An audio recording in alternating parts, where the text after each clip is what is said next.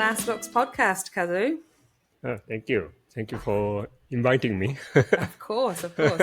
Now, I want you to finish this sentence for me, okay? Okay. Once upon a time, there was a little boy named Kazu, and when he grew up, he wanted to be...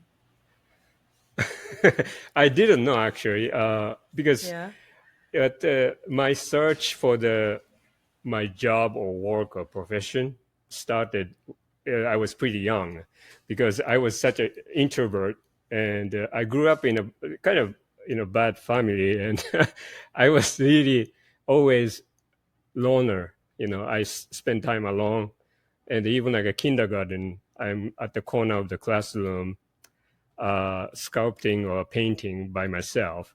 And I hated school, because the Japanese education system is really really generic. They don't inspire you to be something. They teach the way to go to college, rather than what you can do in your future. So yeah, and I could tell by the attitude of the teachers that they are just teaching according to the textbook. Yeah. Sometimes I met some inspiring teachers but most of them are like a just started teacher, and so I wanted to do something, but I loved to make something. And so I had lots of interest in the different categories of stuff like photography and biology and chemistry, like mechanical stuff. And so I did as a child hobby, I was into the designing of furniture and cars, Oh, wow. and taking picture and doing drawing, sculpting, just everything I could think of. And trying to, I used to, there was no internet, and so went to bookstore and look through something and finding a new information, and this might interest me or something. I also wanted to be an engineer, so something I can put my hands on. And so the biggest thing in the film industry was when I watched Star Wars, the first one. Yeah. And I was interested I didn't have any interest in the makeup that time, more like how they shot that, spaceship and that kind of thing. Yeah. And so I started to read about the visual effects, and I shot some small kind of stupid movie with made a miniature and shooting a spaceship and something like that. And good thing was, so I grew up, when was it, 70s and 80s. Yeah. And after Star Wars came out, there's a lots of information about making of the film. So I was looking through that and what could be interesting. And so I tried pretty much everything myself as a hobby, but nothing really grabbed me.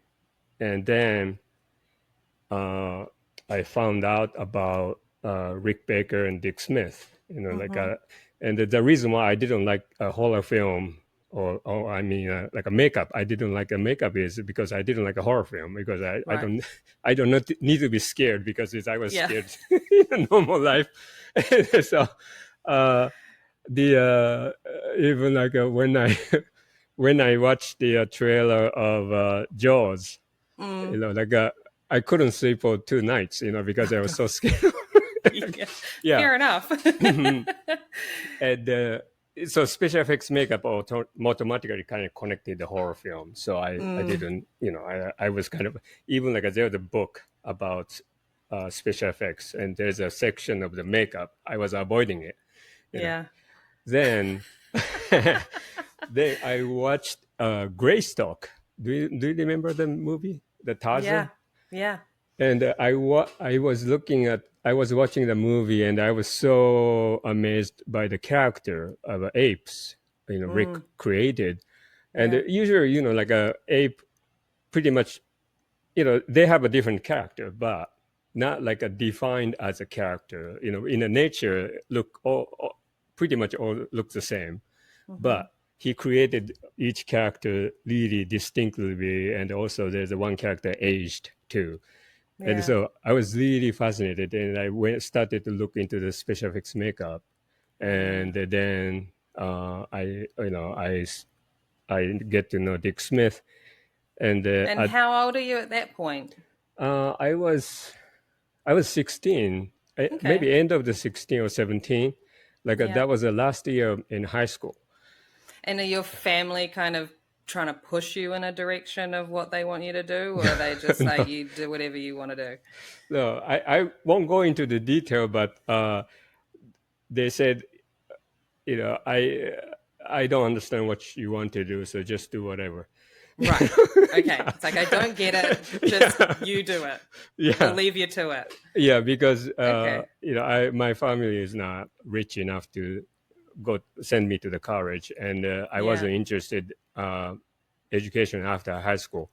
Yeah. So I worked really hard to learn and get ready to be professional since so last year in high school, and I gather like I look through the books every weekend. I went to a bookstore in Kyoto and look for a new book. This particular bookstore had imported magazine and books Oh, from okay. America, so Yeah. there was some informations, and then I found one magazine called Fangoria, and usually, like this kind of stupid horror films, in the magazine. But I found the article about Dick Smith Yeah. in it, and it's he's doing a makeup of Abraham Lincoln on How Holbrook, and there's some photograph of the stages, how he created that Oh, makeup. cool. Yeah, and then when I saw that, oh, this is I have to do. This is something Yeah. I have to do. And at that time, I thought Rick Baker is someone, like Rick. What Rick does and what Dick did was quite different. Like a kind of Rick was a more like a creature, monster character. Of course, he does a amazing human character too, but Dick was more focused on realistic character aging or create a new person. And I thought, oh, I don't have a talent to do what Rick was doing. And so this, like I was so interested in the human and the psychology of it. And so I liked the portrait before that too, like portrait photographs. Okay. So yeah, this is for me. And what I found out, great thing about special effects makeup is has so many different elements like a sculpting, painting, and a photograph, and you can use a computer if you want. So just lots of different and the mechanical too. Not not nowadays, but there's some still people Yeah. doing it, but Yeah. so okay, this is something because I very easy to get bored doing the same thing again and again. So this may be a good thing for me to like to make into my career Yeah. in the And be able futures. to do it from start to finish. So be able to Yes. do all of those Mm-hmm. parts of it. Yeah. And Yes. not get Yes. bored, as you say. Right. Right.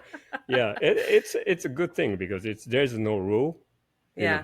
good and bad, but so you can be as creative or as innovative as much as you can. So you want to, Yeah.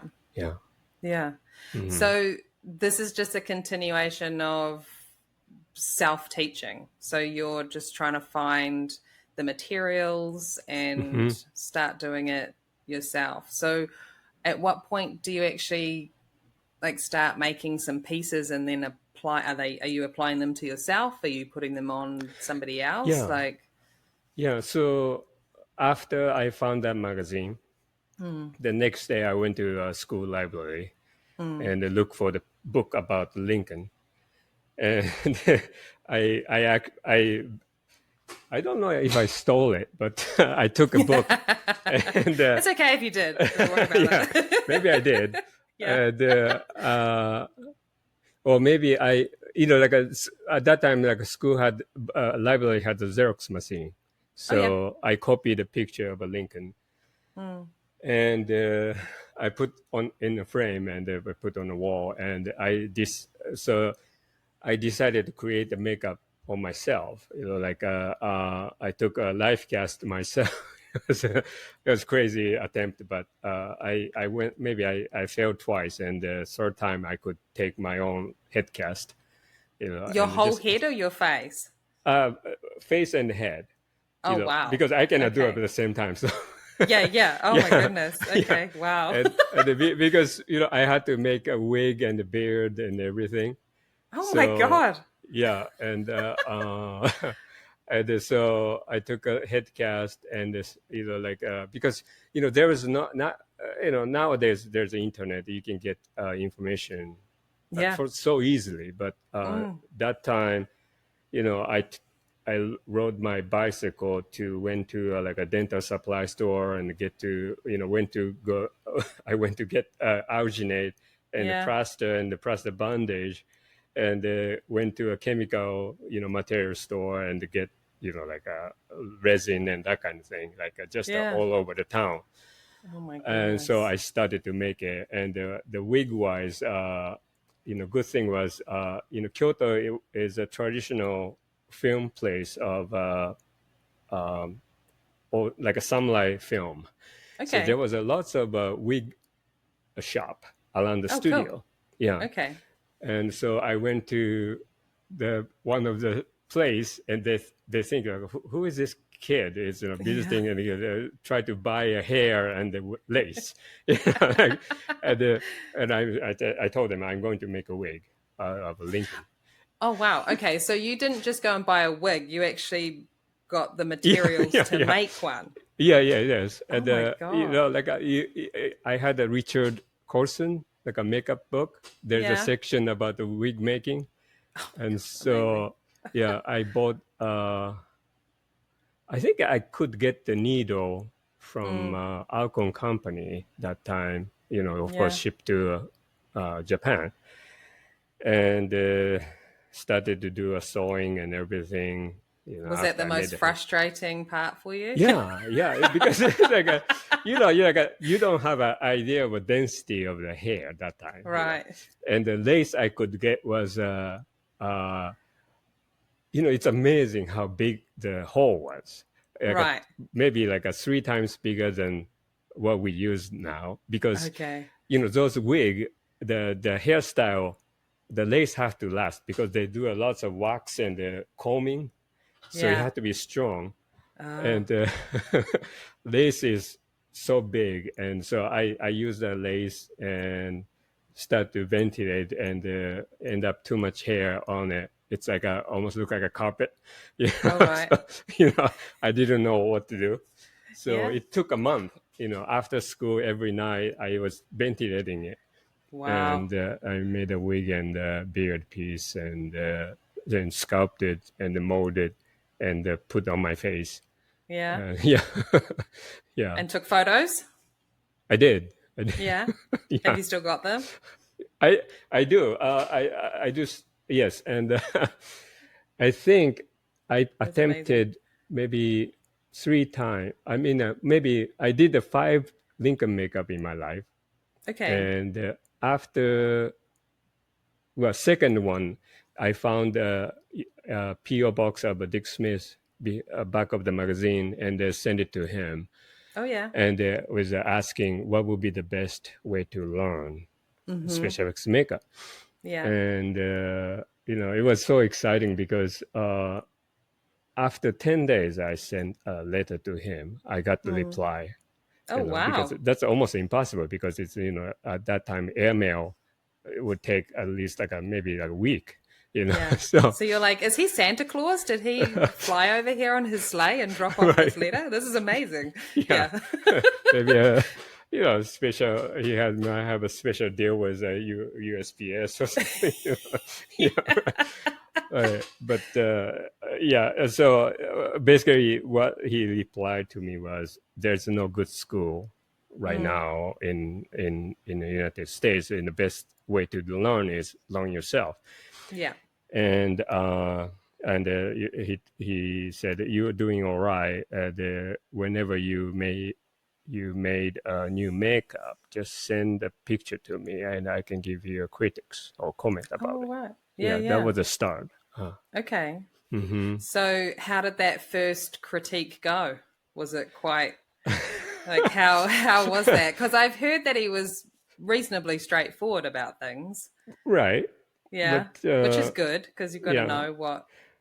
of course he understood. I just Yeah, started, and yeah, so basically what he mentioned was, this part is good, and but what you're doing is impossible because your head shape doesn't fit to the Lincoln. right. So, but second one I sent it. I mean, the third one I sent to him, and Mm-hmm. he told me that it's a good improvement, and he gave me more comments about it.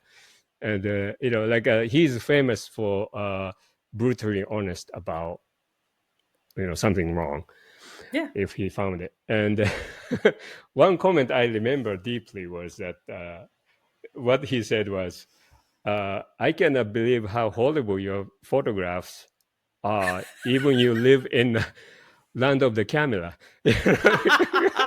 Oh my Yeah. goodness. Yeah, because I was taking a picture myself, Yeah, it's sometimes out of focus, it's because there's you're no taking a selfie. yes, there's no auto focus that time. You Right. have to manual focus everything, Yeah. and no digital, and you don't Yeah. know until you develop the film and Oh my get back the goodness. print. Yeah, but Oh, and that's that funny. made me into the camera and the photograph too. Started to learn, and I went crazy about it. Yeah. I I was I think it's kind of stupid. I went up to like a large format camera, like those a box like a with a bellows. Oh, We put wow. yeah, Yeah, and yeah. yeah, and because I was so into it, because when I started to have an interest, I had to go all the way. So yeah, and yeah, it's kind of stupid. I one time I owned a camera called the Phase One, which is a Yeah. really professional digital camera. Okay. It's like it costed me like on like a $20,000, and just but it was a great thing to learn because Yeah. like it was went up to 100 megapixel. Wow. You know what why skin looks like a skin. Yeah. Yeah, Yeah. and yeah, it was Oh. it's just a tool, but it's a yeah. That's I do sometimes go crazy. Well, yeah. I mean, it Yeah, sounds like it's you. Yeah, you get obsessed. yeah, Yeah, yeah. I That's think my which it shows in your work. yeah. It's a good and bad thing about me. I get Yeah, obsessed. it's Yeah, yeah, it's trying to find that balance of yeah, yeah. How does this not affect my life too much? This obsession, but right. yeah. Yeah, Um. So from there, obviously continuing to try different things. Did you then try after Lincoln to try and do a makeup that was more suitable to your face shape and things like that? Like he was saying about Lincoln, like did you move on to try other things on yourself, or were you then ready to kind of do it to somebody else? yeah. I did because the I don't know what's going on, but my mother always put me in a private school. I don't know, Oh maybe yeah. he's her pride or ego. I don't know, but so my friend always, most of them are not close by, because Mm, the private school people are coming from a different part of the city, yeah. and so I'm the only one I can put my makeup on. Mm. So I tried many different things, and like old age, and one time I did a Dick Smith makeup on myself too. And I sent it to Dick. Uh, What do you you mean a know, Dick Smith makeup? Dick Smith likeness makeup on Oh myself. my god. Yeah.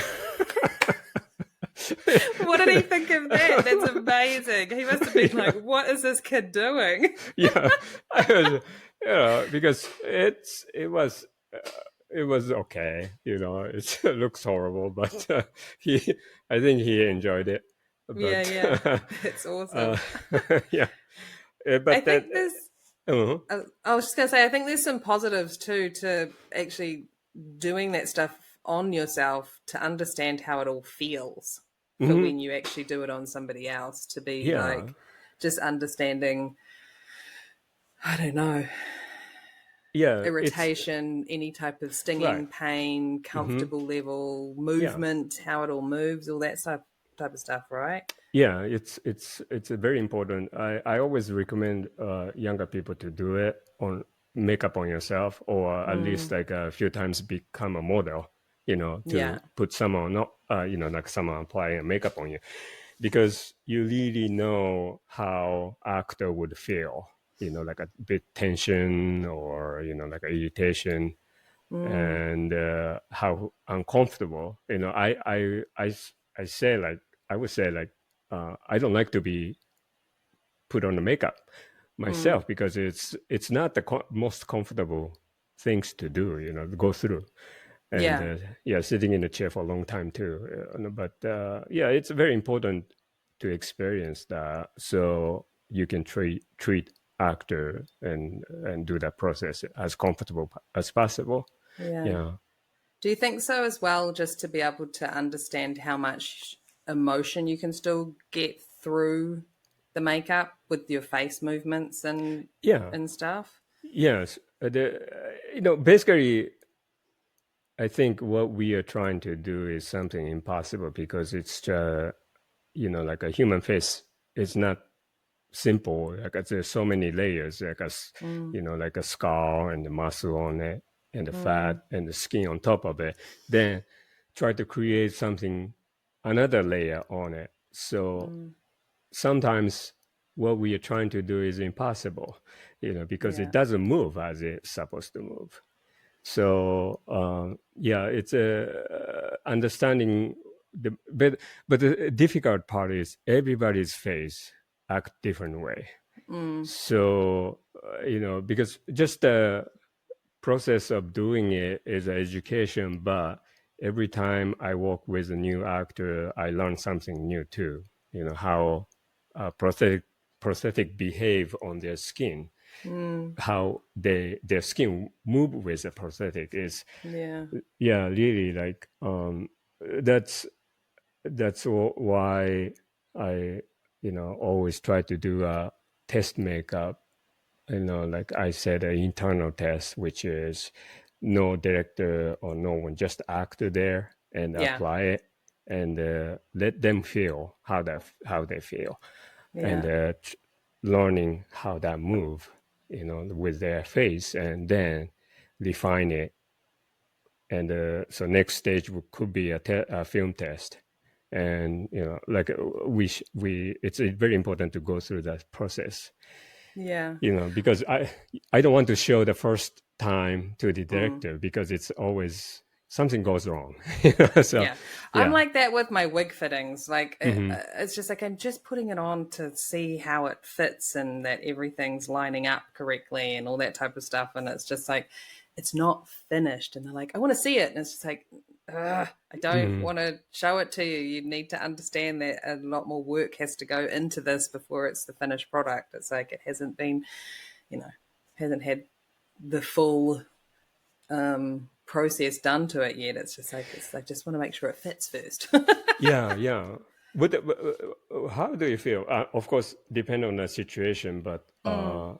how much, how far do you get to at the first test? Do you cut your wig all the way down, or you try to leave it long enough so there's a space to play around? You mean the actual hair itself? Yeah, hair itself and the wig. I think I get it to close to where. Yeah, it's tricky. I think every time is different because if everybody seems quite sure Hmm. about the style that they're wanting, I will definitely get as close to that realm as possible. I haven't had the experience yet where they've said, "Oh, I want it longer," because I Hmm. always do err on the side of caution and leave Oh, it longer, and then I still lose sleep that night thinking that I've cut it too short. And Mm-hmm. my husband says, you always think that and you've never cut it too short. Mm-hmm. All right. Yeah. But I think the only time I've had something that has, I guess, kind of boned me, like messed me up, is everybody was quite sure about a type of curl that we wanted in a wig. Mm-hmm. And we found that as a natural curl, but then the wig was colored blonde. Mm. And then the director was just like, can it just be like 20% less curly?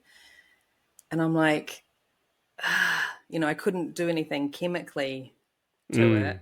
Mm. We Mm-hmm. tried with hot water to like try and relax it a little bit, because I didn't want to use styling tools on it I wanted it to look like a natural curl. Mm.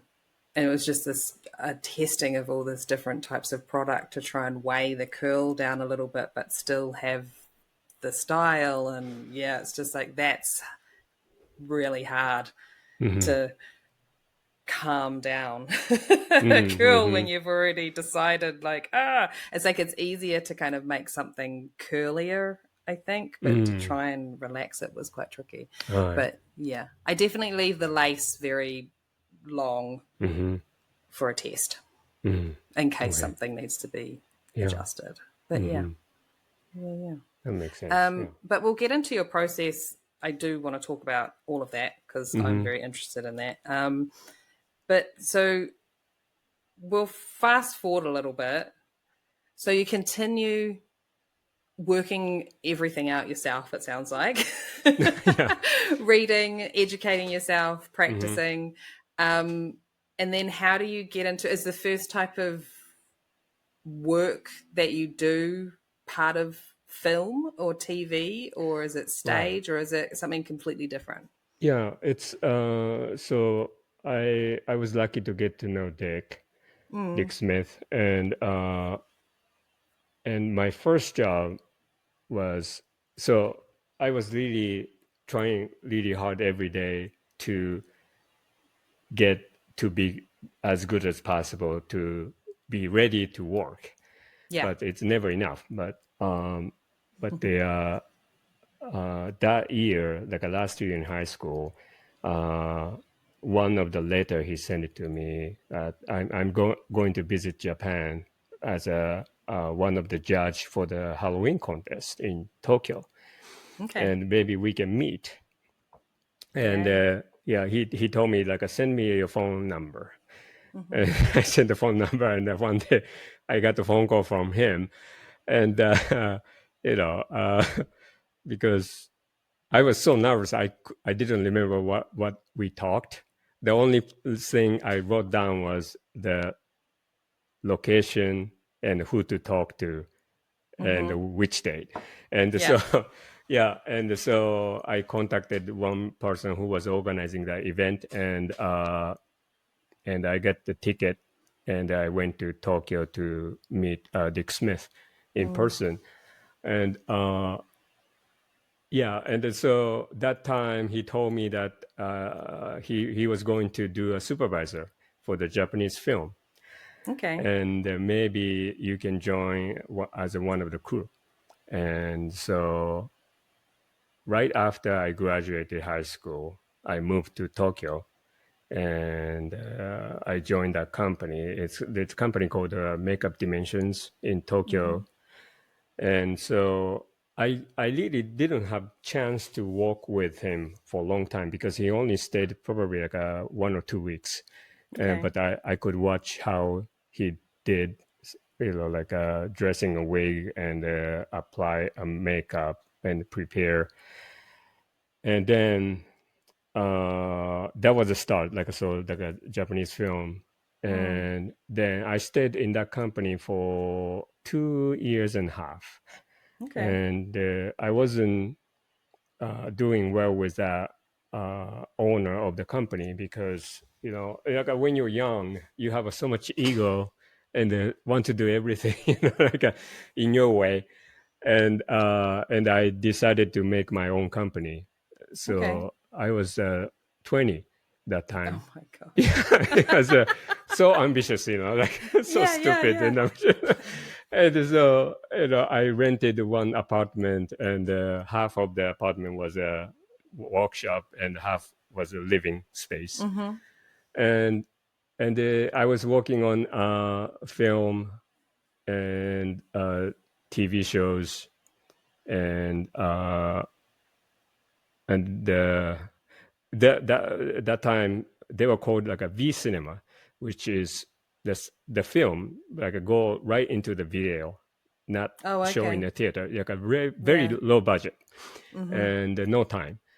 And I was doing that a lot, and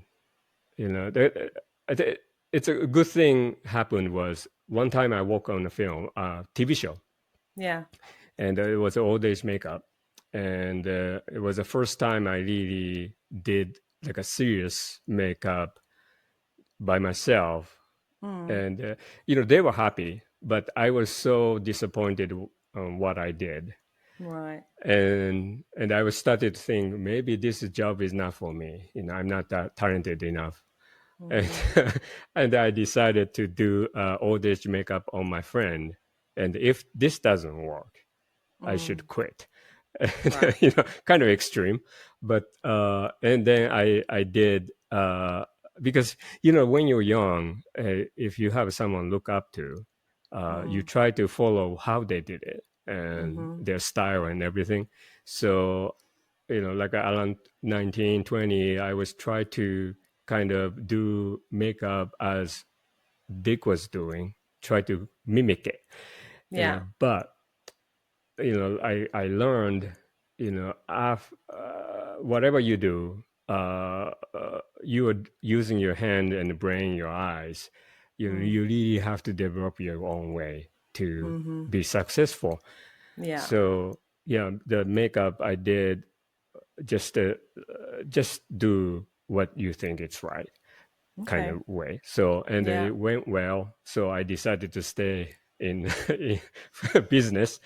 So And you learn to trust yourself a little bit more. yeah, I still don't trust myself, but like I mean, like it's such a hard job to do.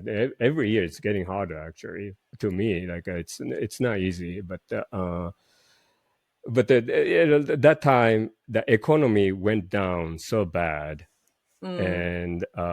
and another fortunate call was actually Dick Smith was every time my life got better, Dick Smith was there. Like Yeah. for example, like a first time was getting a job, and when I had decided to have my own shop, Mm. I told my boss I'm going to leave on October, Yeah. and September I got a phone call from Akira Kurosawa, Japanese director. I don't. Okay, like Doing that. he Probably the work, maybe. I'm terrible with names. oh, it's all right. Like he directed like a Seventh Samurai and very Yeah. like he inspired like a Spielberg and George Lucas and many other directors. And Awesome. so I got the call from production, and he said the producer told me that Richard Gere wants to work with you. And Okay, you're like, huh? yeah. What is this? Like it's a plank call or something like that. Yeah. Yeah, yeah. And okay, all right. And they told me that we are doing a test. What was it? End of September. Mm-hmm. So we need to prepare and say I I got in my back of my head. Oh, okay, this must be Dick. Right. So I called Dick. I got this phone call, Mm. and Dick told me that yeah, Richard contacted me because they worked together on Cotton Club, Okay. and yeah, and so he was asked. Richard was asking who will be the good makeup artist in Japan because I will be filming, like next 3 months. So that was a start, and then I made my own shop, and when economy got so bad, I got the phone call from Dick. Oh, Mm. there's a one school starting in Japan, and Mm-hmm. based on Dick's course, Dick Okay. had corresponding course through Yeah. mail, and but I don't want you to do a teaching job because you're supposed to be doing a film or TV show, like Mm. instead of teaching someone. Yeah. Uh, but are you interested? He asked me. Yes, Mm. please, because economy is so bad. It's so hard to get a job right now. Yeah. And so I was like a 20 or 21, and I was thinking deep enough. But I got Dick's course when I was 19, and when we started to work on the film, he brought me his course, and he gave it to me, and he told me like you can pay me whenever you can, like Okay. just yeah. Yeah. And so okay, well yeah, I can take this job, and I started to teach. Maybe like I was teaching it maybe 3 years and a half Okay. as I doing uh, other jobs like a film and TV, Mm. and the it was good because when you teach someone, you started to realize or understand what you think and how you do it And deeper. why? Yeah, why Yeah. you do it. Yeah, Yeah. so Yeah. that was a great experience, and like Yeah. it was strange because most of the student was from 18 to 30. It's Mm-hmm. around the same age, and but it was educating and education for myself too.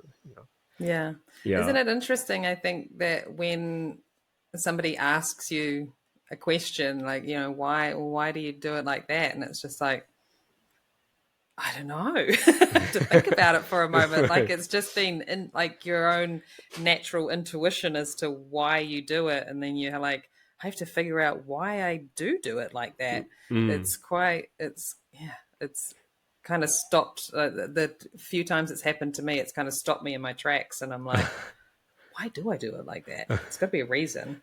And then Yeah. I have to really think about it. It's like, okay, I Mm. understand why I do it that way. Yeah. But you just take it for granted and just do it the way you do it. And Hmm.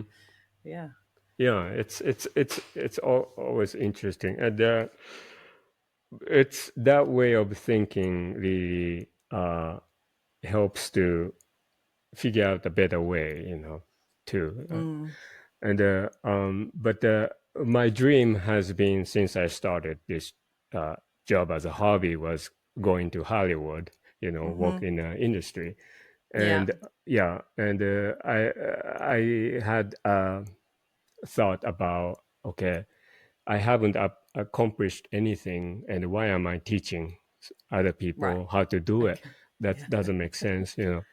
And I was trying to get a green card by lottery, Mm-hmm.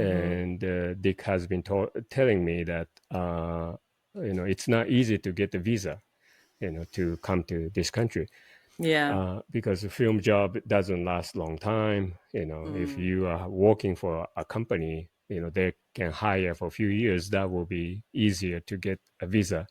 yeah. And I was trying to figuring out and trying to figure out, and like a third year at the school, I decided, okay, even illegal, I have to go there. Mm-hmm. So I was asking around, and I get to know Eddie Yang, who is working for Rick Baker at that time. I met him in the first job when Dick supervised because they Yeah. hired a few Americans, and we became a good friend. And one day I called him. I will go there even illegal. I want you to help me to find a job. Mm. Because and then a week later, I got a phone call from assistant of Rick Baker, Mm. and we are starting to work on the Men in Black. Oh And wow. yeah, and he was looking for someone who can do makeup from beginning to finish, like from a live cast to end product. Yeah. And we will take care of, we will take care of your visa, and you can come anytime you want. That was Wow. And yeah, you're like, ah. yeah. And so, good thing it was like, of course, Rick knew me from Dick and Mm, Eddie, and I met Matt Rose. Uh, it was at the beginning of my career, and so he heard about me. And the one time after the first, I'm sorry, going back and forth, but yeah, no, you're after good. after I finished the first show, I Mm, visited LA and I was staying in Eddie's house for a month, okay. and I visited Rick's shop, and I realized how different uh, the scale of operation is. Like Yeah. Japan is such a small shop, and like done in one room. But Mm-hmm. I saw the best place to be, to work for, Yeah. and so that kind of made me feel sad of leaving LA and realizing I'm going back to the reality kind of thing. So, Yeah. but that stuck in me, like, okay, someday I really have to do this. And Mm, yeah, and that time, um, I thought I was not good enough to work for Rick, and but since I got the phone call, I should, and then I think I took a month to move to LA mm-hmm. after the phone call. Yeah, Okay. yeah, Well, I mean, yeah. I'm glad you didn't go, no, no, I'm not good enough to work for you. I right. don't need the job. Thank you Yeah, very much. yeah, yeah. It took a while because I got so nervous every day, Yeah. and the jet Yeah. lag. Like the first week of Mm, jet lag is horrible. Like yeah. around the 3-4 p.m. you fall asleep just standing. Yeah. Yeah, and the nervous. And Yeah. the best people in the industry was working there, and I realized just, okay, just do whatever you can do, just stick with it. And Yeah. yeah, and so Men in Black was, like, it's around that time, like pre-production on a big production was that you could have like a 6 month to prepare. Wow. Yeah, Yeah. and so it was a long process, and I wanted to prove myself what I could do. Mm, So I was working like almost like a minimum wage, and like I get paid for 5 days, but I was working all through the weekend for probably 2 months, without the overtime or weekend pay, and yeah. try to figure out that time like a silicone gel filled appliance to use on the makeup, and and the developing new technique and everything. Yeah. Oh, wow. Hmm. Yeah. Yeah. So, yeah, once again, full obsession getting in there. Right, right. Yeah, yeah. But also, I mean, it's so it was a perfect time for you to be working like that because you're in a new place. You don't really know Hmm. anybody apart from the people that you're working with. So you don't have any kind of outside life distractions going on. You can All just right. fully get into it, right? Yeah, It's like perfect timing. right. And then no internet too. Yeah. No You're not iPhone. Right, scrolling on right. your phone. Yeah. I feel really I'm glad that I grew up without the internet. Yeah. Yeah, it's kind of important for your foundation, almost, like figuring out Yeah. stuff. Yeah. I know. I can't even. It's funny because I don't. I can't even remember how I used to do things before I had my phone. I'm like, how did I get anywhere in my car? How did I find Right. like looking at a paper map? What Yeah. did I just remember? Oh wow, it's yeah. How Yeah. did we function? Yeah. And then yeah, It's. the library, the most incredible Hmm. resource. Like I Yeah. still, when I think about when I realized I wanted to work in film, and then I can't remember how I figured out that I needed to do makeup as well as hair in New Zealand. Mm. And then I still can't figure out how I found the different courses and everything. I was just like, I didn't have the internet to figure that out, but I for the life of me, my memory is so bad I can't remember how I worked any of it out, but I Yeah. did. So Right.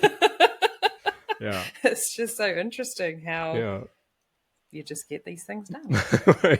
My memory is getting horrible now. So, Yeah, yeah. me too. So was that pretty much you staying in the States at that point? Were you like, I'm Mhm. not looking back and this is me. I'm gonna try and stay here and keep in this line of work? Yeah, it's once you taste it, Mm, like this, I mean, LA working situation, you won't be able to go back to Japan. right. It's impossible. It's like it's not. It's more like important part is spending enough time and the budget and do the right thing. Is it's because during a time I was teaching, I'm still connected with the students. Oh yeah, They are the like a top people in Japan right now, and so that's amazing. yeah, that's a great thing. It was, Yeah, but sometimes I ask, okay, what kind of budget are you working in the time to prepare, and still it hasn't changed much. right. It's like a very kind of almost like a depressing to hear the whole, like a real reality of it, Yeah. because the budget and time hasn't changed so much compared to almost like a 30 years ago I was doing. Wow. It's horrible. That's crazy. Yeah, Wow. it's I like, mean, far out. hmm yeah, Yeah, okay. it's yeah, but yeah, it's yeah. Sorry, I lost track. What were we No, talking you're about? good. I think I'm gonna start asking annoying questions like Yeah. Oh no. so it's always tricky to kind of look back on all the things that you've done and choose some favorites, but I feel like everybody kind of does. So Mm, I would love to know what are your three kind of projects that you look back on very fondly that are favorites of yours. yeah, it's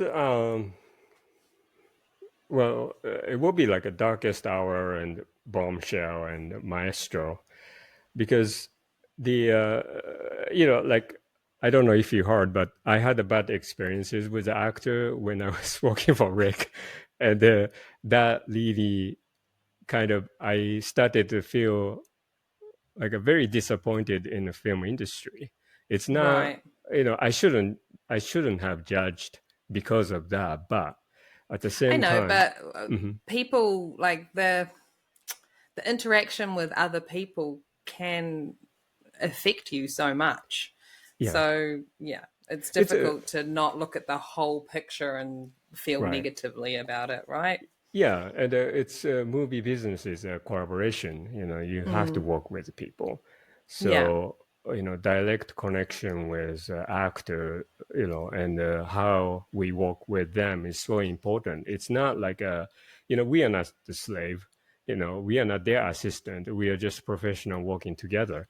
yeah, And if your boundary, or if you like well, maybe I should say like a disrespected, it mm, doesn't work. Like it's a it's important.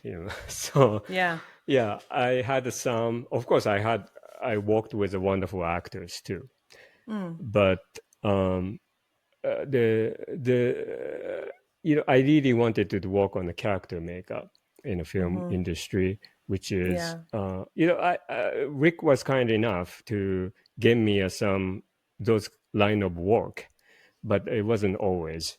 And because Rick will get a job that like a director and the producer want him to do, right, and I was working for him, and so it was quite different category. mm, And then after I decided to leave film industry and go went into like a more like a art, like a sculpture, art yeah, field, mm, and I left the film industry. And then I was doing that for maybe over 2 years. Okay. And like the reason why I went into art field was when I made a portrait of Dick Smith. I started to realize how people connect with a physical art piece, and the difference compared to the film. Film Mm. audience watches it, but uh, actual 3D sculpture in front of the audience, how they connected. I was really kind of inspired by it, by looking at people, how they are reacting to it. Yeah. And so I wanted to be in art field, but I couldn't figure out because many people said art doesn't make money, Right. so it would be hard. And I was talking to Rick, and Rick's father was a painter, Mm. fine art painter. And he told me that it's not easy. And so 2002 was when I made a portrait of Dick Smith. And then it took me 10 years to really decide and leave the film industry and go into the art world. Wow. And I experienced many different art world, how industry worked. Yeah. And I realized, film industry and art industry is both the same. Right. There's Okay. some great thing about it, but also stupid part of it too. Yeah. Like almost like an art field is more confusing than the actually film industry actually. Like Right. actually do as a business rather than just keep making it. And but Yeah. I was fortunate enough to have my piece was sold, and I was making enough to make a living from it. Mm. Then one day, Gary Oldman contacted me about the Darkest Hour, Yeah. and I was kind of contemplating about should I take it or not, And because had you worked with him previously or? no, no, no, I never have, and but Okay. he saw the portrait, Dick Oh, Smith wow. portrait, Yeah. and he was thinking someday he wanted to work with me. And there was Okay. some, like a message came, and he was talking to me about another Churchill project, but that didn't Mm. happen. Yeah. Then he contacted me again about this Darkest Hour. Yeah. And so, okay, I made a life-changing decision. And if I go back to film industry, maybe Mm. I might be betraying my decision, and Yeah. what could be worse? I was thinking, and I told Gary, can I have a week to think about it? And I was, I was thinking through about my life and how I'm here, but after going through many things, and I was thinking like if I didn't take this job, I would regret the rest of my life. And so Right. I took it. Yeah. Yeah. Yeah. Yeah. So that was great because after that, fortunately, I got Oscar, and then I built my reputation to take that kind of job. Um, because before was I was Rick's guy, Mm-hmm. so it was quite different because you create a reputation by what you have done. Yeah. So almost like it was kind of relighting my career and going to the direction I wanted to go.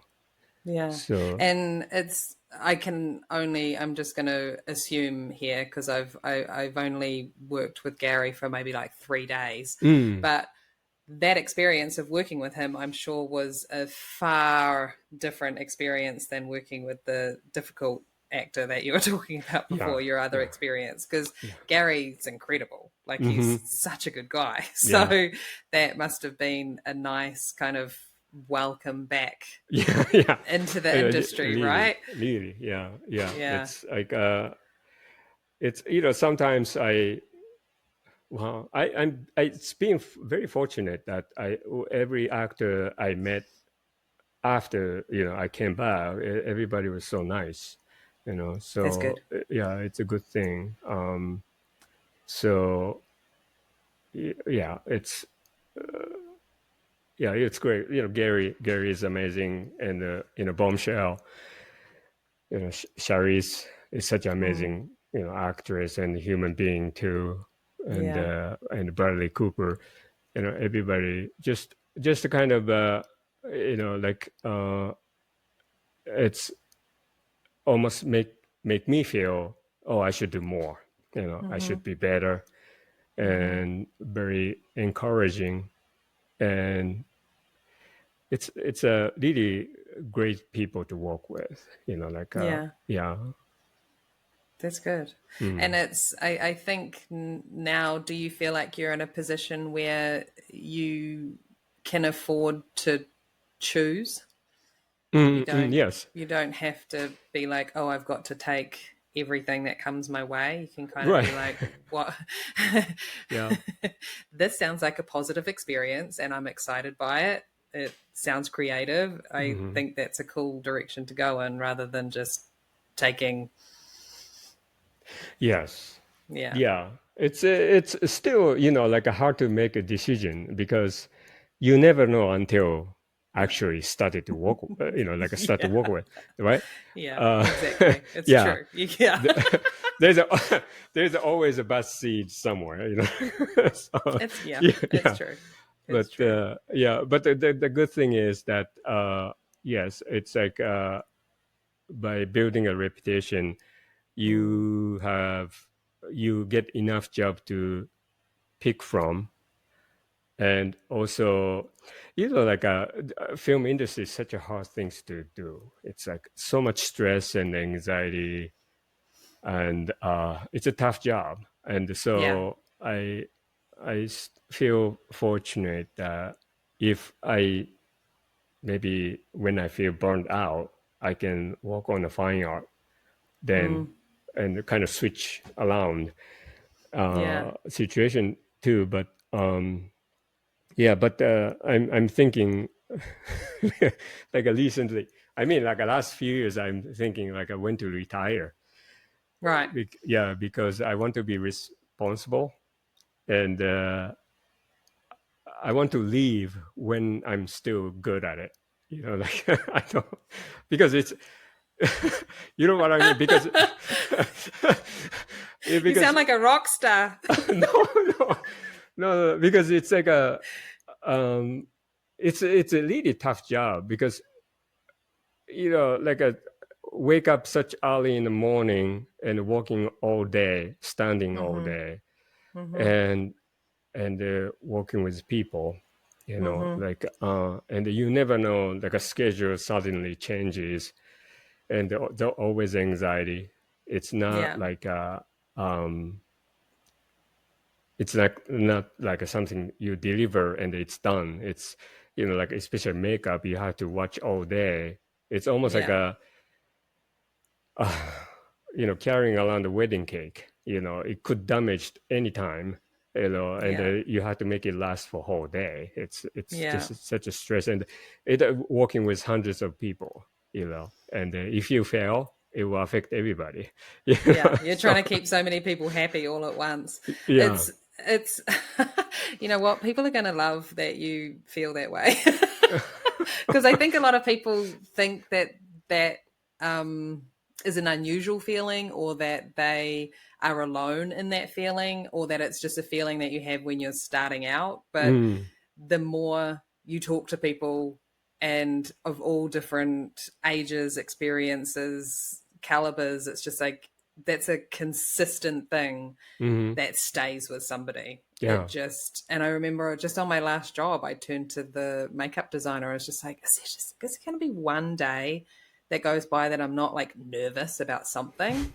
And she's like, no, that's when you retire.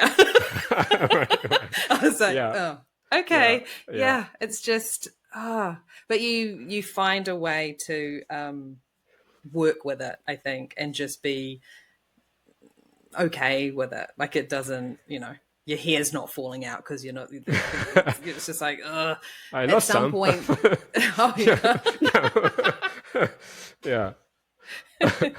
you get the grays, all that kind of stuff. But Right. yeah, Yeah, um, oh yeah. So that was very. it's not easy. I mean, especially like realistic stuff. The more you realize, I realized like we are doing something impossible. So I mean, you're you're mimicking nature. I mean, what hmm the fuck, dude? Like hmm that's yeah, it's that nature is a perfect is thing. whew, yeah. Yeah, Like how do you do that? You do it to the best of your ability, really. I yeah, mean, there's no it is as you say impossible, but you get pretty mm, close. no, it's Yeah, okay. always, This is another thing that people will constantly do for the rest of their career, and it uh, doesn't matter whether you're starting or at the end of it. You're going to question yourself and doubt yeah, yourself, yeah, and look back at your work and be like, "Oh, yeah, if I yeah. just done this." my yeah, Your worst critic. it's just a constant thing, like because you Yeah, want to be better, yeah, and you want to kind of, I mean, you have a responsibility as a part of the industry, like you don't want to do a bad job and no, create a bad reputation about the industry, like yeah, because especially right now, like AI and that kind of thing, like mm, if we don't do a good job, of course we will lose a job, like right. so it's such an important thing. and Some and pressure. yeah, that's why I want to leave, you know if when I have a sanity, Mm, I should go, because it's working so hard last, like, I don't know, has 36 years, wow. like I did enough probably. Yeah, it's like I feel like you'd take up some very interesting hobbies if you retire. yeah, yeah. Because I feel like you'll need to keep busy, Yeah, need to stay creative. I Yeah, know about that. I mean, like, yeah, if I stop making something, I will be dead right away. So, right, yeah, yeah. exactly. Mm-hmm. So if it's cool to just let's dig into your process a little bit more. Mm-hmm. So I guess kind of jumping off what we were talking about a moment ago is when you're first contacted about a project, what are some deciding factors for you to accept it? Yes, maybe actor is the first thing, because Mm-hmm. someone I will work with, and the director and the script, Mm-hmm. and I will read the script and understand what's needed, Mm-hmm. and if it's interesting enough script, and yeah, that's the first decision I would make. Yeah. Those factors. Yeah. Yeah. And when you say considering the actor, like, is that, are you asking around to find out what they like to work with? Or are you Right. like having a sit down meeting with them to kind of vibe, get a feeling Mm-hmm. for what they like? Or, I do ask around sometimes, yeah. because like some actor has a bad reputation. You Mm, never know. But mm, but most of the time, what I realize is, every time, people likes to be dramatic about something. Like yeah. they talk about the bad things. Mm-hmm. They like to talk about bad thing more than the good thing sometimes. Mm-hmm. Yeah, so I ask around, but the most of the time I realize it is, but it's really up to you, how you work with those people, Yeah. unless if it's a really horrible person, like Yeah, that's a that you totally can't different really thing. do Yeah, anything about that. Yeah, yeah, because yeah. everybody will have a different experience. Like the Hmm. people that you speak to may have, that's their experience that they had with that person, and yours may be completely different. So, Hmm. yeah, Yeah, and maybe you did something wrong, like, so. Yeah, it's up, really depend on the situation, and yeah, and the director too is mm, important, because the most confusing situation will be that they don't know until they see it. Like, right. yeah, in the past, I had some, like, they should have a vision and the story, but they don't have enough information to give it to me to really understand what they want to see. Right. After all, we are making something for the director and the actor and the studio, and Yeah. so it's very important to work with a great communicator. Yeah. So yeah, With a that's vision, with mm-hmm, a yeah, clear idea. Yeah. I yeah, normally find it very difficult if, yeah, just working for a director who just doesn't seem to know what they want. mm-hmm, Because it's like, well, I don't, like, there's a million different options I could give you. Like, where yeah, do I even start? yeah, So that yeah. can be quite frustrating. I Mm-hmm. understand that. So, what are some of your first steps when you've read the script, you've agreed to the Mm-hmm. project? What happens next?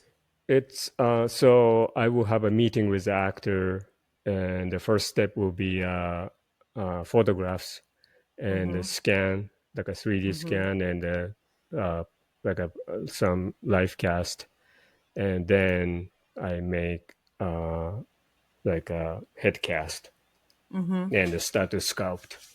And usually, what happens is after sculpture is done on some degree, I send the image to the director and sometimes the actor, and we Yeah. discuss about it. And Okay. I don't do so much of a Photoshop because I rather go into the test makeup and see in person, like a physically, Yeah. so try to get that to point as soon as possible. Then refine Mm-hmm. and do a film test, and maybe another film test, and go into the filming, and that's a basic process. Okay. Yeah. When you, and this is coming from someone who knows nothing about sculpting, Hmm. but so when you take the photos and the scan, is there any part of that where you're able to kind of refer back when you're sculpting to actually see how their face moves? Oh, right. The Does that come into it, or you just? I mean, yes, because you're sculpting on a, like a one right. expression. Static thing. Yeah. Yeah. I would take a picture with expression that would give me Okay. some information, and I would watch the movie or something when they are in the character. I mean, Okay. from a past. Uh, Yeah. that will give me a good understanding, and it's so that is as a guide, and of course, like a test makeup would help. That if Yeah. what I saw was there or not, you know. Okay. Yeah. That's awesome. So, how, talking about obsession, but how obsessed do you become with that person's face? Like, do you feel like Mhm. by the time you're getting into applying that makeup, you feel like you know their face pretty well? Um, somewhat, but Yeah. I would know more after Yeah. applying a few times, Yeah. because it's about like how the prosthetic fit and move with it. Mm. I don't know until I actually do it, Yeah. and how they sit through, in a chair, you know, Yeah. that would affect my time too. Yeah. So yeah, it's just a gradual process that Mm. we have to go through. Yeah. I'm sure Where, you're the same way. Yeah. yeah. I mean, you definitely get to learn. It's even just with a wig. I like Mm-hmm. to just kind of be Mm. locked in one on one with it for a while to, it takes a minute to get to know its personality and what it likes and what it doesn't, and how much I have to push it one way to do what I want it to do and all that kind of stuff. And same with the head of hair. Mm. But so when you're doing that, are you wanting to do every part of that to start with? Like, are you Mm-hmm. yourself wanting to do the sculpting? Right. Yeah. I'm pretty hands-on on the whole Mm, process. Uh, I like to do from the beginning to end. mm-hmm, But right now I work with Vincent van Dyke, mm-hmm, and so how I work with him is I ask him to help like a molding and casting of the pieces. Yeah. And so I sculpt, I do a scan and everything myself and print out the head, and they might make a mold and cast in hydrocal, like a plaster head. And I Yeah. start to sculpt. And then once sculpture is done, I usually like a design some positive mold to transfer each pieces, like a nose or neck or cheeks. Yeah. Then they make a mold and they give me a positive mold and they transfer the sculpture and finish detail, and they can make a mold of it. Uh, Yeah. yeah, because I, when I was at the Rigs, I worked with almost like when the biggest production I worked with like a 70 people, Wow. like and project supervisor, and I had enough of experience to work with many people, and I like quiet. I'm a loner, I like to be quiet, and I don't want to have too much interaction with people. So when Yeah. I'm walking, Yeah. so yeah, and so that has been, and also important part is like when you work with lots of chemical when you're young, Mm. it's tend to develop a reaction to it. Right. So I try not to. I kind of try to stay away from those right now. So Yeah. yeah, And that's why not? why. And Vincent and his crew is such a wonderful people. The group of Yeah. people that Yeah. that's they willing to work with me, and they understand how I do it. And personality is so important too. That such an it's great people, and Vincent and Sasha, his wife, she make Mm. amazing hair pieces. Yeah. Yeah. So Yeah. yeah, yeah. And then they have, like, Vincent has people in the workshop that, tend to specialize in stuff. Like, he's got Rob Freitas there, who's like Mm-hmm. the mold making guy Yeah. and things like that. So it Mm-hmm. just helps that process kind of go along, and you kind of know that you've got really strong people to Mm-hmm. take on those pieces for you. So yeah, that's awesome. Yeah. When you are doing all of that and working with the design and doing the tests and things like that, who do you find that you're collaborating with the most? Yeah, it's so every time I need a wig, I go to Diana Choi, Mm-hmm. uh, and because she's great, and she learned from Sylvia Nava. Sylvia is, I would say, like one of the best wig maker, Mm-hmm. Yeah.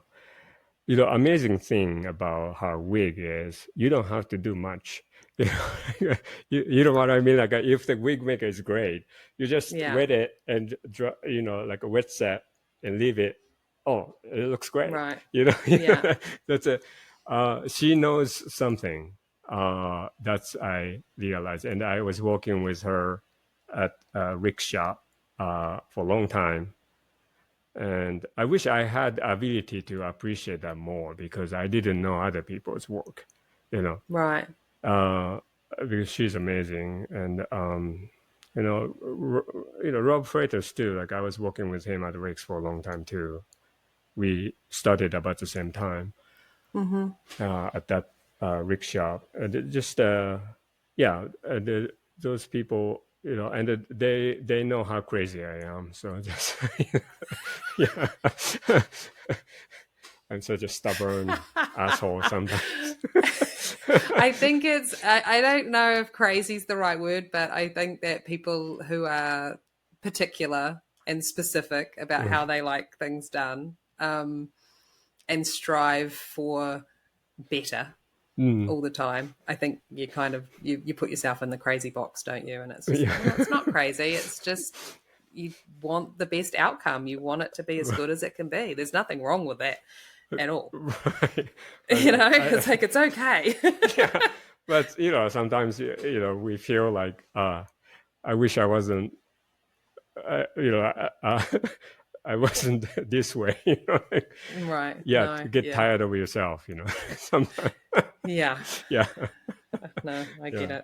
it. And another thing I wanted to kind of touch on, and just to explain, I guess, the question a little more, because I was wondering if there's any compromise in your work, because Mhm. different artists at different levels, I feel some need to compromise so much more than others. And I was just curious as to, at the level you're at and the work that you're doing and who you're working with, is there much compromise in your work now compared to maybe 20 years ago when you're working, you know, on other things? Mhm. Yeah. If I compare like a 20 years ago, there was a good boss. Rick kind of protected me and guided me. Yeah. So that was great. But right now, it's it's a film business. It's a collaboration work. Yeah. So we really have to understand the vision of someone else and how actor feel and what the actor wants. So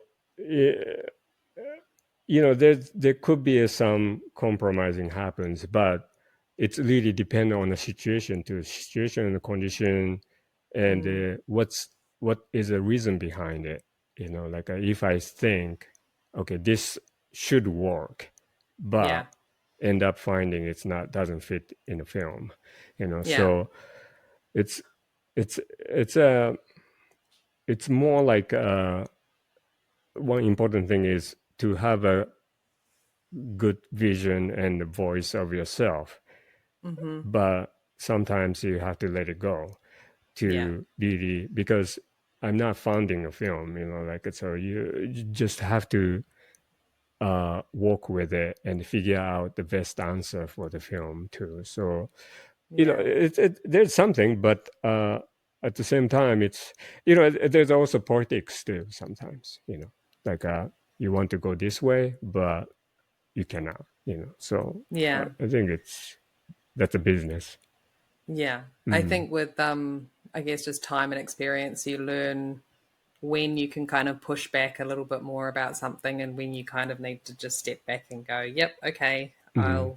we'll do it like that. Mm. I think it's just through my experience, it's normally helpful to maybe sometimes the decision coming from outside towards you is an uneducated one and they don't quite understand the process. Mm-hmm. And some so with a bit of explanation as to, like, I was thinking of doing it this way because Mm. can actually flip it around and then go, oh, well, no, that makes sense, yes, please Mm-hmm. continue with what you're doing. Right. So I think, yeah, having that communication is definitely. Yeah, it's very interesting to really understand how each person look something and understand and make a decision. So that is, I think I would say, like one of the hardest things to really understand and figure out what the other people are thinking. Yeah, And it's very tricky. yeah, yeah. I think I know for myself, coming from a world of working in a salon Mm. and having to have consultation after consultation after consultation with clients all day and trying to get what's in their head into mine to then give them the haircut or the color or whatever it is that they're Mm. wanting has been super beneficial for me to have Mm. that dialogue and those conversations. But it's still, you still work with people who it's incredibly difficult to understand what they're wanting. I worked with somebody recently who he would say that he was wanting something and I would produce that and he'd be like, no.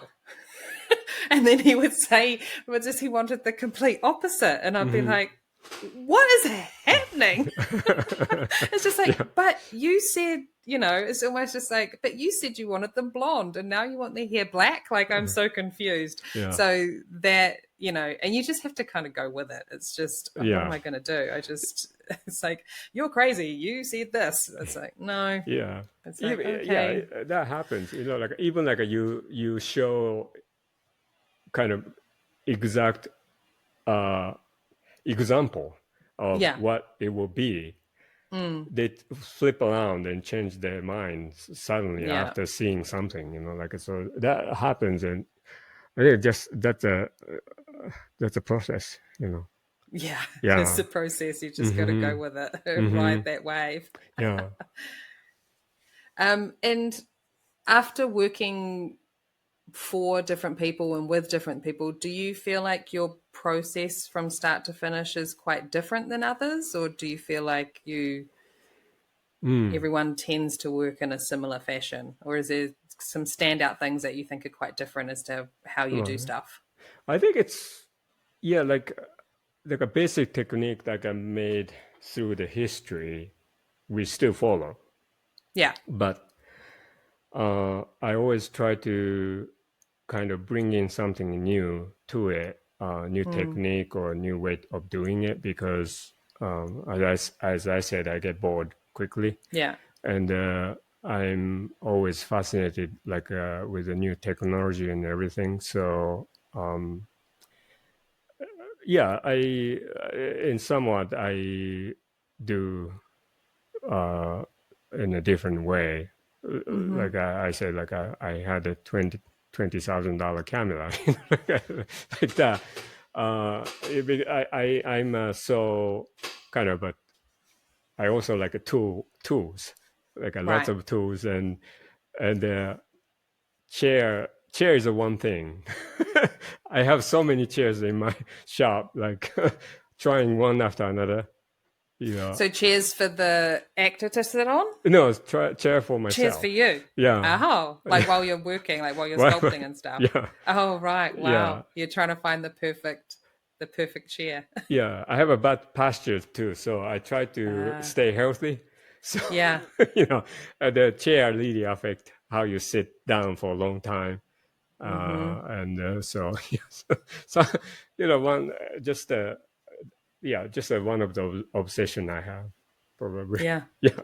It's awesome. Yeah. And I wanted to, it's a curious question that I like to ask those that have won Oscars, and you've got a couple. You nominated 5 times? Yes. 5 times. 1, 2. So what kind of effect did you feel that had on your career? What kind of what? Did it? Effect. Effect.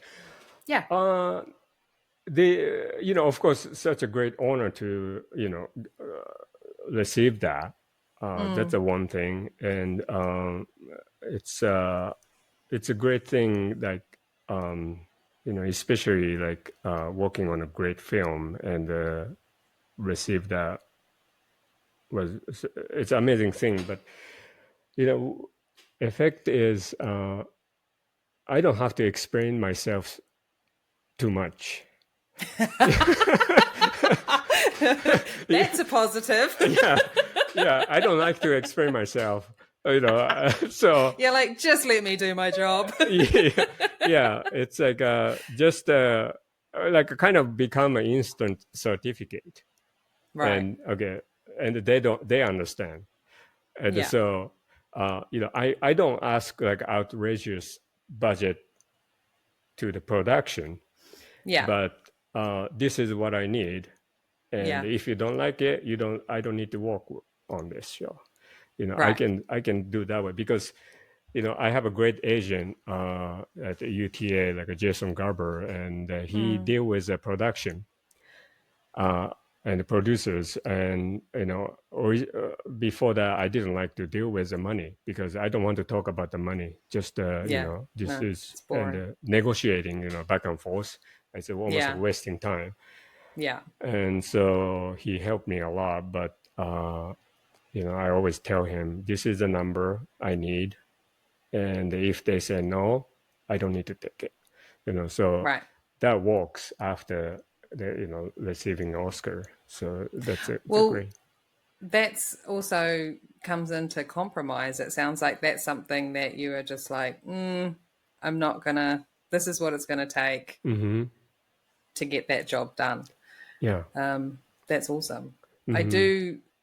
There's some wording that I changed in the last 2-3 years that Mm-hmm. somebody said to me that I found quite interesting. And when speaking to production about things, and luckily you have your agent to do that, but whenever it's, I'm talking about man days, like how many people I need to help with background, or whatever I need wig wise, whatever it is, instead of saying I need this to get it done, Mm-hmm. I've switched it to, so you need this, Mm-hmm. like the production needs this Right. to get that. Yeah. The That's director's great. wanting this, so you need this many Right. hairstylists for him to get what he wants. And I just have completely, and I just find it's so much easier to have those conversations, because it's like I'm not personally asking for anything. It's just Uh-huh. like, if you want it done how the boss wants it, Mm-hmm. then this is what's going to need to happen, Mm-hmm. and you guys need Right. that. I don't Mm-hmm. need it. I need a vacation.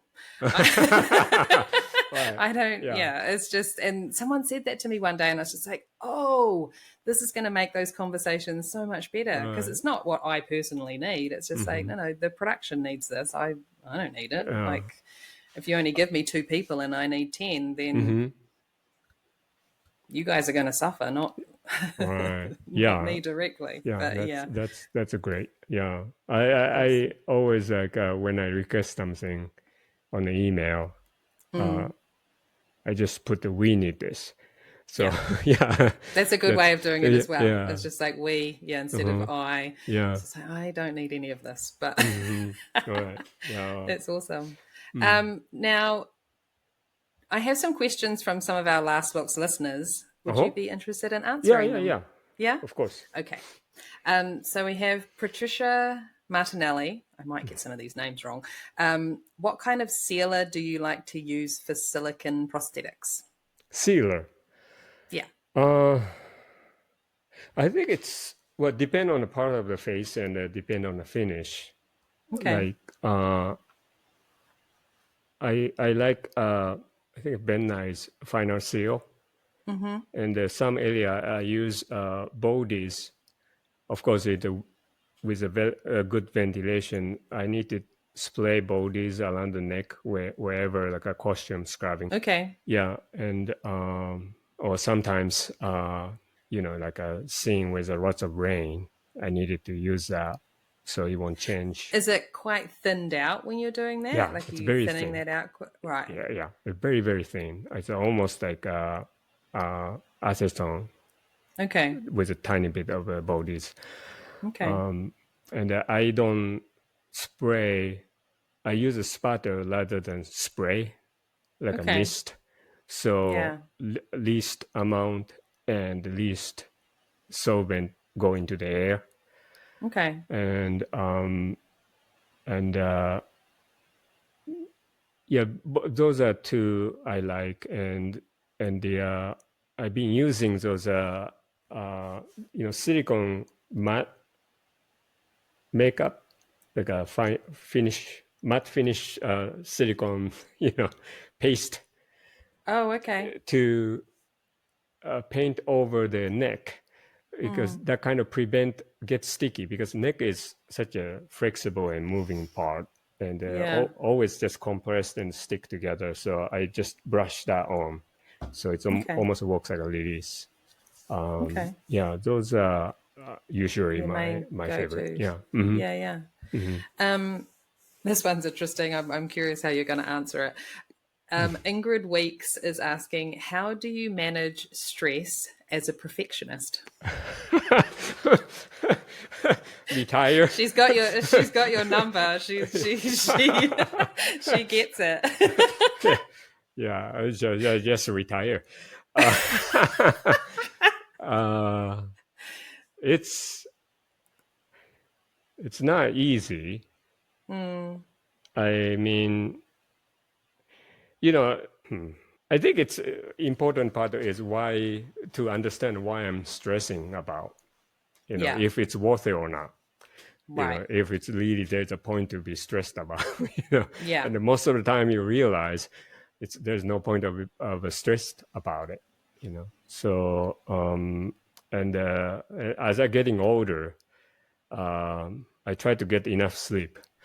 I used to be able to walk straight like 3 days without sleep, but I cannot do that anymore. Like so. no, you shouldn't be doing that. Yeah, and that good amount of the sleep is really helps to deal with the stress, and so That's good. yeah. Emma, I like that. Emily, I'm not going to be able to pronounce this name right. Chmielewski, the Dia. Oh God, Emily, I'm so sorry. I'm absolutely ruining your name. So Emily would like to know, when sculpting a likeness makeup, do you aim for accuracy or believability? Well, the both. Yeah. Yeah, because it's a likeness is never. I mean, unless like actor looks so close to the actual person, it's impossible to make it exactly look like the other person. Yeah. So have to find a good balance, and also considering the practicalities too. Like I don't want to spend like 5 hours to apply on the actor every day.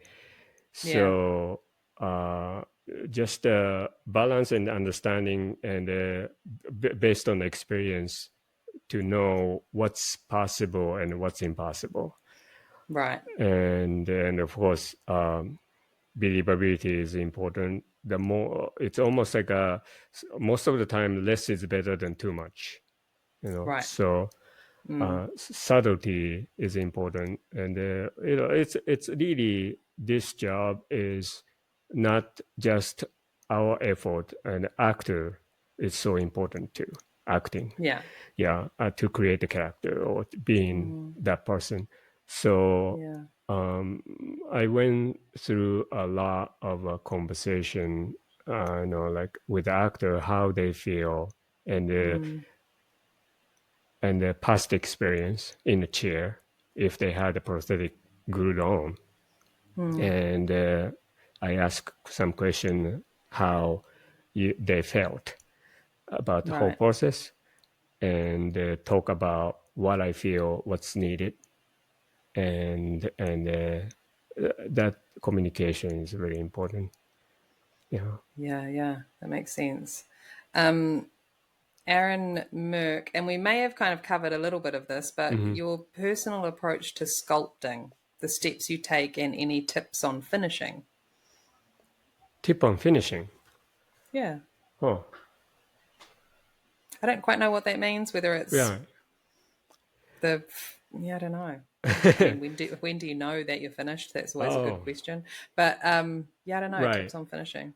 I It's hard.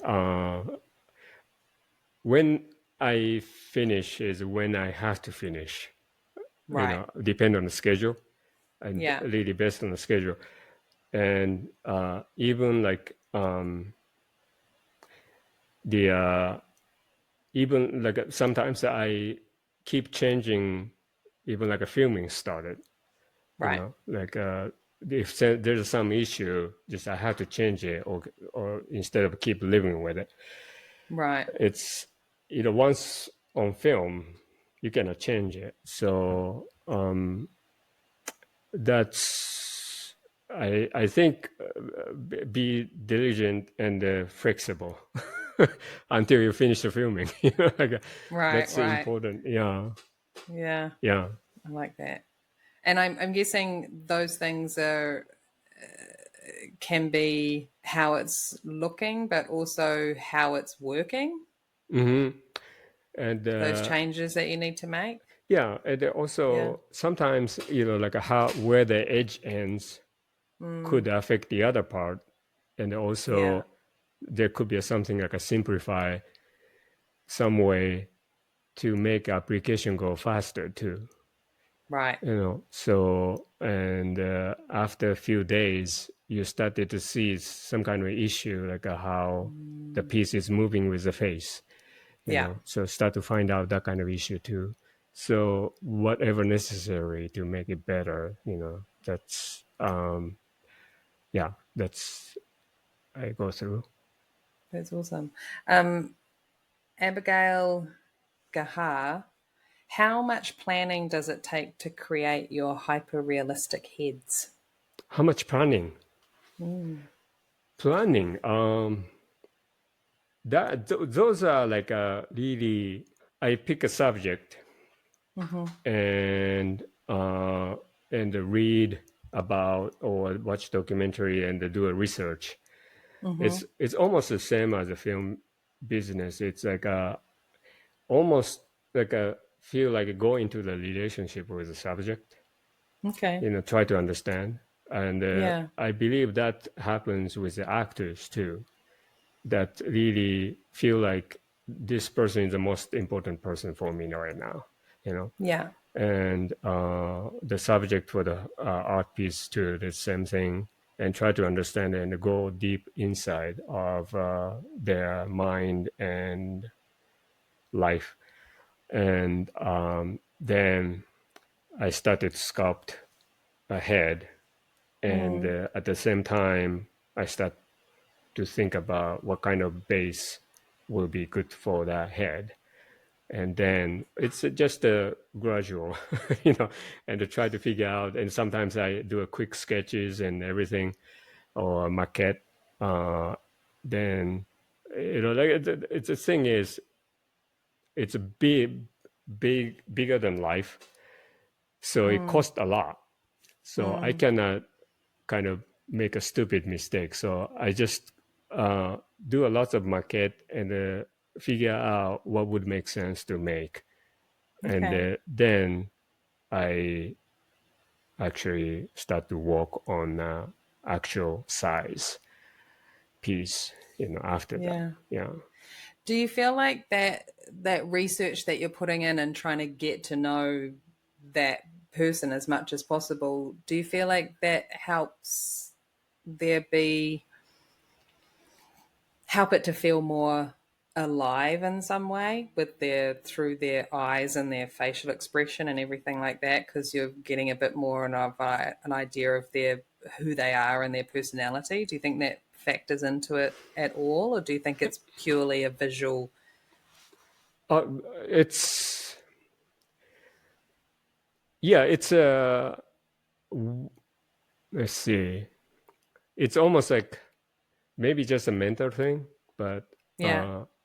I always try to kind of create from inside out rather than something superficial. Okay. Yeah, and I think that's important. And also, most of the sculpture, I'm not capturing one moment. Mm. The great thing about it's two times bigger than life size. So Yeah. in a volume, like eight times bigger.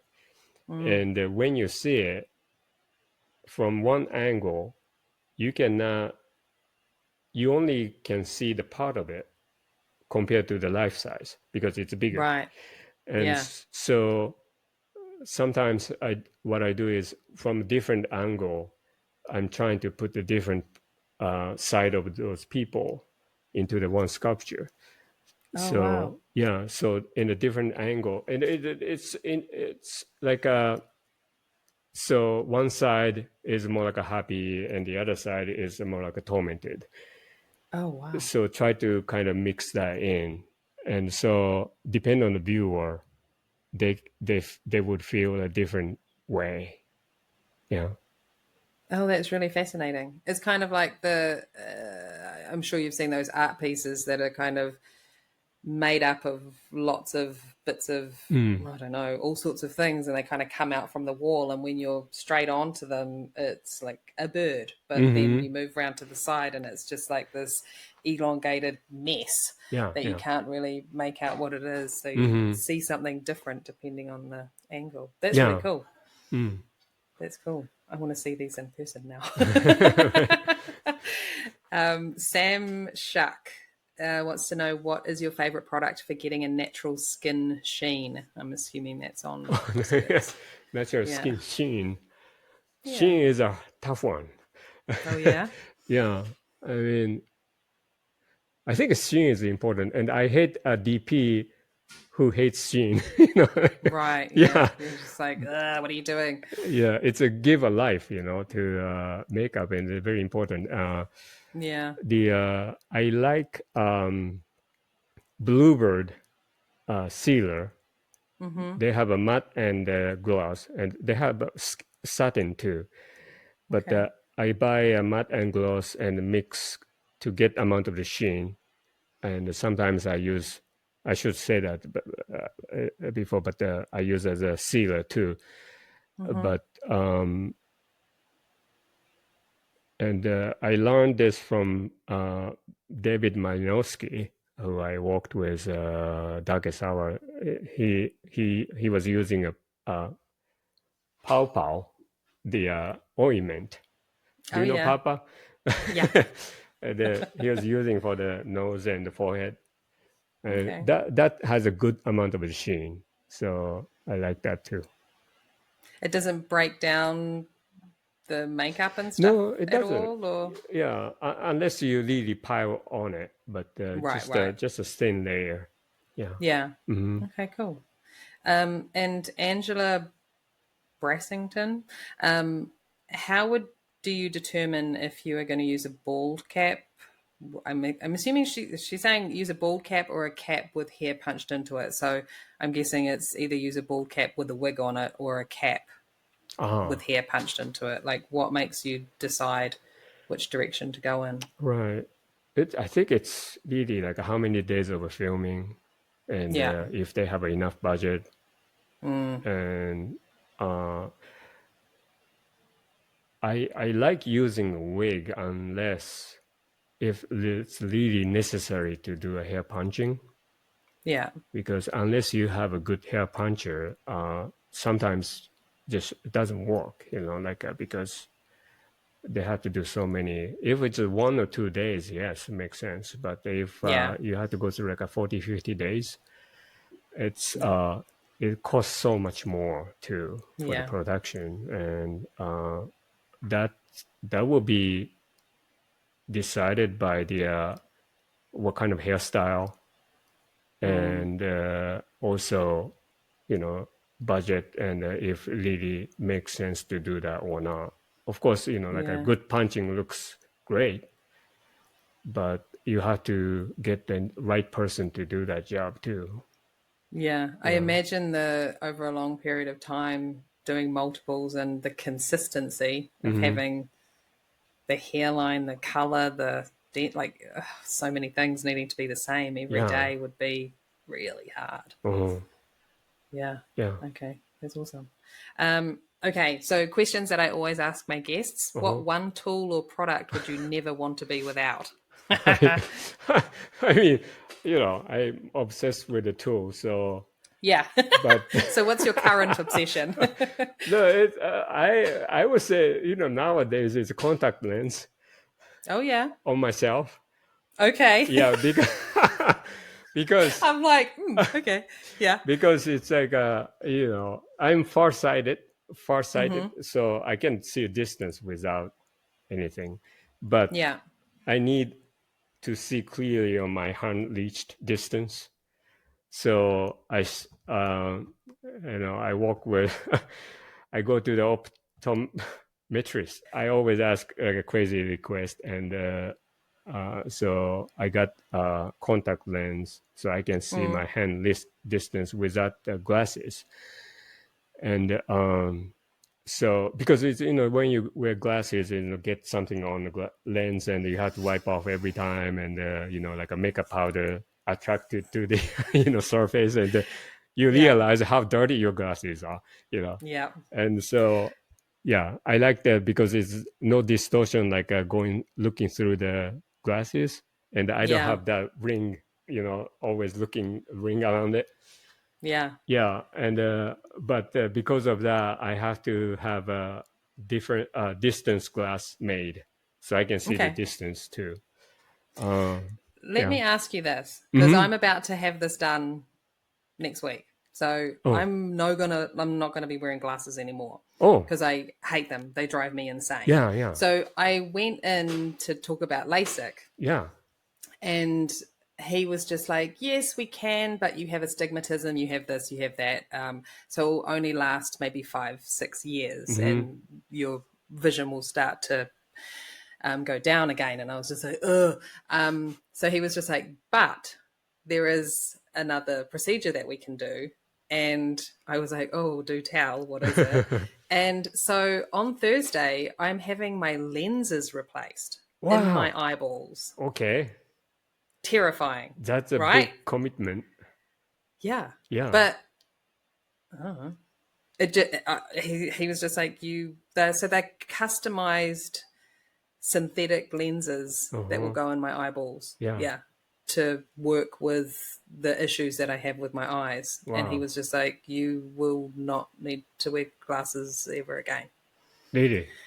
Yeah. How do you He focus? said, how do you, I don't know. That's, Okay. you're getting, yeah, I don't know. He Yeah. did say that if I'm working, because I kept stressing to him about needing to see lace and hair detail and things like that. Mm-hmm. And he said that the only time you might want to put on just like some low level reading Mm-hmm. glasses, just ones that you buy from the drugstore or wherever. He's just like, if you're quite tired and needing to see like crazy detail, so that actually you're needing it magnified, Yeah. then you might want to put them on then. But he's like, apart from that, your vision should be. Wow. So yeah, it's a bit of a, yeah, as you say, commitment. And I kept saying to him, please don't make me go blind. Right. So this Yeah. time next week I could be blind. But apparently it's something they do all the time, every day, and Yeah. people I love it. thought So they only do that when you started to get the cataract on the lens. yeah, Yeah. not anymore. I think if you're willing to pay for it, they're willing to do it. Really? So yeah, because he said to me, he said, okay, I don't normally do it on people who are, under 50. He's Mm-hmm. like, but there's nothing to say like why you can't, like, he's like, it's totally Right. fine to. He's just like, just normally my clientele are at an age where they're, having those issues. But Uh-huh. he's just like, it's a great decision for you to make, to Mm-hmm. if you don't want to wear glasses or contacts or deal with that anymore. Wow. So I'm like, okay. It's so funny. In high school, all my girlfriends were getting glasses, and I was like, I want glasses. I can't wait to have glasses. And then the Right. minute I get glasses in my early Mm-hmm. 40s, I'm like, this sucks. Mm-hmm. Just for work, it's Yeah. horrible. Yeah. Yeah. Absolutely horrible. Yeah. So, It's yeah. I would like to know how it goes for you. Yeah. Well, yeah, I guess you'll either hear that Jaime Leigh's gone blind or she's fine. No. So, Uh, but apparently, like, the recovery is pretty much the same as getting LASIK. Like, the next day I'll be driving myself in to wow. get a checkup to get Really? him to look at them. So it sounds pretty minimal. I'm very curious about that. Me too. We'll see. Yeah. But yeah, contact lens is hard, but working well because the good thing is that I cannot commit to a one power. I can change Yeah. it, you know, if I Oh, want wow. to. You know, Yeah. but yeah, I'm curious about, because you know, like when you focus on something, the shape of the lens inside changes. So Right. if you put permanent one in it, I don't know how that work. You know, like how much of a focus range you have, Yeah, I don't know. Yeah. I think the only thing he said that it takes a few months to settle is that some people find at night that there's halos around lights. Mm-hmm. And he Right. said they'll start quite big and then over the months they'll get like it'll all tighten Wow. up and then you won't have that So your issue eyes again. go and adapt to Yeah. your eye, like a lens adapt to your eyes, or what? Yeah. Either way. Yeah. Okay. Yeah. Mm-hmm. And there's something interesting, just to be completely off topic about this Mm-hmm. podcast, but this a lot of people might find this fascinating. I spoke to a hairstylist who had one of her eyes done, Mm-hmm. and she noticed that when she would close one eye and look or the other, her color was different. Mm. So apparently, as the eye ages, you Right. see yellow Yeah. more, Mm-hmm. which I had no idea. So especially like for what we do and for hair colors and things like that, Yeah. when you're working with someone who's just like, oh, there's a lot of yellow, it's very brassy or it's very gold or whatever it is, and a younger person might be like, really, I don't see that as much. Mm. So that's quite fascinating. I thought that it's just like, oh wow, you see yellow more as the eye ages. So That's my horror story. that's I your horror story. I mean, like, I always think like, okay, when my sense of color degrades, degrade, and I still think everybody has a different. I mean, like, if they look at the one red, Yeah, they look something different, I believe. yeah, Yeah. yeah. So especially like when you have to paint skin tone, and sometimes I feel like, okay, maybe I started to lose a sense of it, like But how? I yeah, mean, how is that? How do you even like? How would you even check that? Like, yeah, how did right, they? How can they confirm yeah, or deny that that's happening? yeah, and Is I'm there sure any it's way to test gradual. it? What? Yeah. Is there Yeah, any way to test it? I I don't think don't so, know. right? I asked eye doctor once, but there's no Mm, way to test it, yeah. I don't know So how they would. yeah. Alrighty. And who would you like to hear on the podcast? Oh, someone you haven't talked to, right? Maybe like what was it? You talked to David and Monse, right? From DDT, Yeah, but that was just a short one. Oscar special. Oh, okay, Yeah. okay. Yeah, they are lovely. They're such a great friend of mine, and maybe like Fred Lang, the French makeup artist. Oh, I Fred, don't know. no, Okay. like those, like Fred and Thomas Fordberg. Okay. They are amazing as a makeup artist. Mm, Yeah, okay. they're great. I really respect what they have done. Okay. The good thing is, sometimes you feel like the difference between working with a Hollywood actor and the European actor. Right. They have a different, expectation. Yeah. Yeah, and sometimes I like to work with someone outside of Hollywood. Hmm. There's a more like a freedom uh, and the expectation they have, like not just the beauty and the Hmm. polished, you know what I mean? Yeah. Yeah, Yeah, I do. yeah, I yeah. think being an outside of Hollywood person, I do understand. Mhm, mhm, It's funny. I've started when I interview for a project, I normally at some point within that conversation say, if you're wanting a perfect, polished, Hollywood glamorous thing, mhm, I may not be the person for the job. It's just like mhm, I could do it, I mhm. think, but it isn't where I naturally tend to lean. Mm, Like I like mhm. fluffy and fly away, and I like, Yeah. I like to try and do realism. Like aesthetic. Like I enjoy watching that as well. So it's, yeah, I think that's helpful to kind of, I don't know, maybe I shouldn't say that out loud in the middle of an interview. maybe I shouldn't have too. But you know, like because it's what they create sometimes. I wish I can do that to you know, Hollywood actor. You know, like a really interesting, more like a real human rather than a polished version of someone. You know. Yeah. Yeah. It's funny too what actors, when they, some of them will feel like they're really leaning into gritty, like nasty, whatever it is. And you're like, you're leaning like 20%, honey. You can lean a lot more. But there's, you know, there'll be certain things I don't want to get rid of the mascara, or I don't want, oh no, don't give me greasy roots, or, and it's just, and then you work with an actor who wants to lean into it so much, and it's so much more fun. Like it's exciting when they're like, go for it more. Let's do it. This is great. They really want to get into that character. That's awesome. Okay, so before we wrap it up, are you ready for a quick fire round of questions in 30 seconds? I hope I can do it. Just answer right. Nice and quick. Okay. I'm going to play a little ticky buzzer sound. Oh, that made me nervous.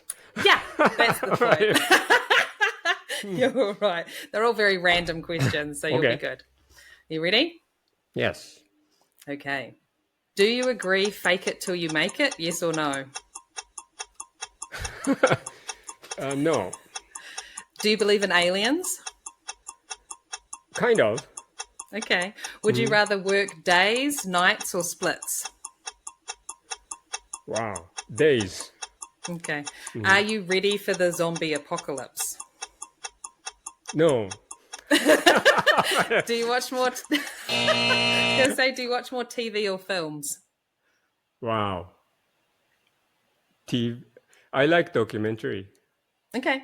Yeah. Nice. The reason why I like documentary is not like a active, refined look, just a more like a real human. I like to watch real human. Yeah. So, you know, like, so that's why. Yeah. Okay. Yeah. I'm going to send you, and I'm going to send an Instagram page to you. And it's one that I follow. I can't remember what it's called. Earth's World, something like that. I can't remember, but I'll send it to you. But it's this guy who takes photos of people at like county fairs and stuff in the States. And he finds the most incredible faces that he takes photos of. And some of the just, oh my God, the skin textures, the teeth, the faces, the hair. Oh my God. So I just find it such a fascinating page. And I think most of the time he's doing it, I don't think they always know that he's taking their photo. So it's just candid kind of them with whatever expression on their face. And I think you'd really like it. Oh yeah, please. Yeah, I'll send it to you. But thank you so much for your time. I've taken up way too much of it. But I was enjoying chatting. Thank you very much. Thank you. Yeah, you're doing something amazing. You know, like it's really nice. Yeah, to hear, you know, listen other people how they think. Yeah. Awesome. Yeah. I think people have been waiting for this one with you, so I'm glad we could finally do it.